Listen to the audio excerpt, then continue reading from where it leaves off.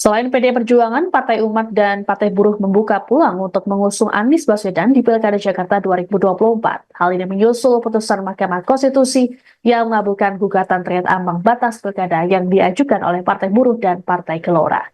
Ketua Umum Partai Umat, Ridho Rahmadi, saat dikonfirmasi pada Selasa 20 Agustus mengatakan putusan MK tersebut jadi sinyal bahwa demokrasi di Indonesia belum mati.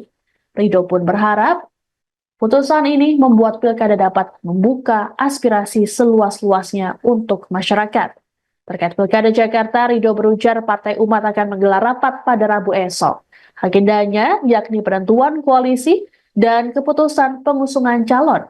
Terkait calon yang diusung, Ridho mengungkapkan kemungkinan memilih Anies di pilkada Jakarta. Namun hal ini masih perlu dirapatkan esok hari. Sementara itu, Partai Buruh langsung menyodorkan nama pasangan Anies Baswedan Rano Karno untuk diusung PDIP di Pilkada Jakarta.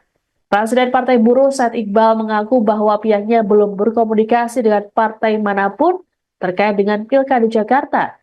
Namun, ia berharap agar PDIP bisa mengajak Partai Buruh, Hanura hingga Partai Umat untuk bersama-sama mengusung Anies. Meski belum menghubungi partai politik lain, Said mengklaim dirinya langsung menelepon Anies. Said memastikan Partai Buruh belum secara resmi mengusung Anies karena harus melakukan pertemuan kedua belah pihak. Download Tribun X sekarang, menghadirkan lokal menjadi Indonesia.